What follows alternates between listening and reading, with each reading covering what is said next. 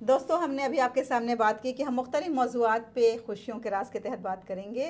तो science of happiness क्या है? क्या साइंस हैप्पीनेस के पीछे कोई साइंस है? लगता नहीं है कि ऐसा कुछ होगा। लगता है ये सब बिल्कुल फिक्शियस बातें हैं, अफसानवी बातें हैं। क्या ऐसा है? तो चलिए देखते हैं। जी हाँ, साइंस हैप्पीनेस के साइंस के पीछे जो अगर हम बात करें तो देखेंगे कि पॉजिटिव साइकोलॉजी होती है, क्योंकि जो स्टडी किया गया उसमें ये बताया गया है कि ये जो पॉजिटिव साइकोलॉजी है वो एक बहुत बड़ा किरदार अदा करती है इंसान की खुशियों में और इंसान की वेलबींग को बरकरार रखने में। इसी तरह से जो इवैल्यूएशन ऑफ लाइफ सेटिस्फैक्शन है, पॉजिटिव इमोशंस हैं और निगेटिव इमोशंस का ना होना, ये भी इंसान की खुशी के लिए साइंटिफिक किरदार अदा करते हैं। इसी तरह से अगर हम हेडोनिक ट्रेडमिल की बात करें तो ये कॉन्सेप्ट के इंसान जो है वो एक बेस लाइन हैप्पीनेस पे वापस चला आता है।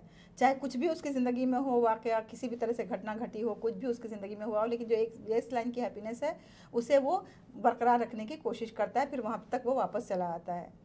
इसके अलावा फिर सेट पॉइंट थ्योरी है, जहाँ पे कि हम ये देखते हैं कि इंडिविजुअल जो है वो जेनेटिकली किस तरह से हैप्पीनेस ऑफ लेवल से मुतासिर होता है। क्योंकि आप देखेंगे कि कई फैमिली में सभी लोग बहुत खुश होते हैं और कई फैमिलीज़ में सभी लोग बहुत ही उदास, चाहे अच्छे से अच्छा खाना खा लेंगे, अच्छे से कपड़े पहन लेंगे, लेकिन फिर भी उदास ही रहते हैं।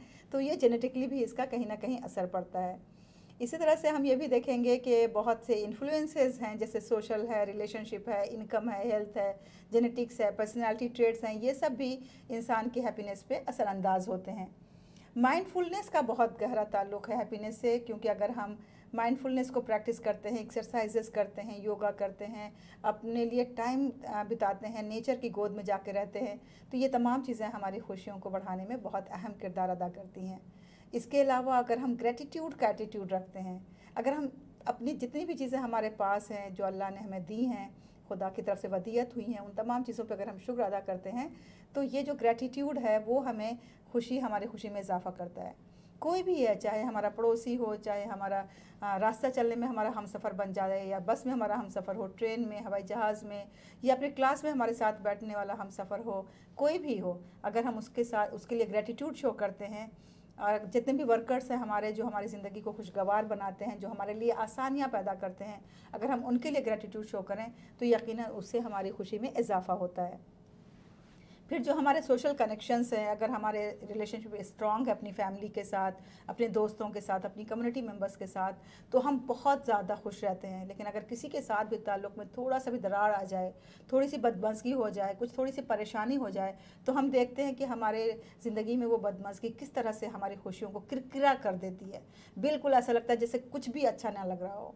और इसी तरह से अगर हम देखें कि अगर हम मीनिंगफुल लाइफ गुजारते हैं, ऐसी एक्टिविटीज़ जो हमारे पर्सनल वैल्यूज़ को बढ़ाती हैं, हमारे गोल को हासिल करने में मदद करती हैं, हमें वो खुशियाँ देती हैं जो कि हमारे मकसद को हासिल करने में हमें वो खुशी मिलती है। तो इस तरह की ये चीज़ें हैं जो कि इंसान की खुशियों, जिसे हम कह सकते हैं कि साइंस ऑफ हैप्पीनेस, यानी कि इंसान की जो खुशी है उसके पीछे ये साइंस काम करता है, और इस पे काम करके वो अपनी खुशी को दोबारा कर सकते हैं। ऐसा कुछ नामुमकिन नहीं है कि एक इंसान अपनी खुशी को बढ़ा नहीं सकता है या उसमें इजाफा नहीं कर सकता है।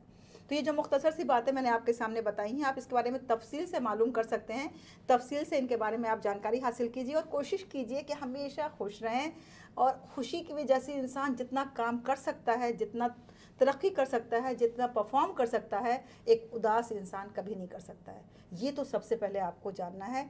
जब इसीलिए मैंने आप सबको बताया है कि हमने एक जो किताब लिखी है उसका टाइटल ही यही है, make them happy make them great. यानी अगर हम बच्चों को खुश रखेंगे तो वो बहुत अजीम अजीम काम करेंगे। Make them happy make them great, तो ये सिर्फ बच्चों के लिए नहीं है। वो किताब हालांकि मैंने बच्चों के लिए लिखी है, लेकिन ये फार्मूला सबके लिए है कि आप अगर अजीम बनना चाहते हैं, आप खुश रहिए। जितना आप खुश रहेंगे उतनी आपकी परफॉर्मेंस बढ़ेगी, उतनी आपकी कारकर्दगी बढ़ेगी, उतना ही आप अच्छा काम करेंगे। तो मेरी दुआएं आपके साथ हैं। खुश रहना सीखिए, खुश रहिए। आपके पास जो है, करोड़ों इंसानों के पास वो नहीं है।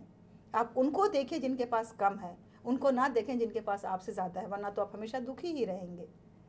तो हमें यकीन है कि ये चंद बातें आपके लिए बहुत मुफीद साबित होंगी। इन पे अमल कीजिए और इंशाल्लाह आपसे फिर मुलाकात होगी एक नए राज के साथ, जिससे हम कोशिश करेंगे कि कुछ खुशियों के ऐसे दरवाजे खोल सकें जो कभी बंद ही ना हों। है ना बहुत पते की बात। जी अपना रखें ढेर सारा ख्याल। Thank you very much.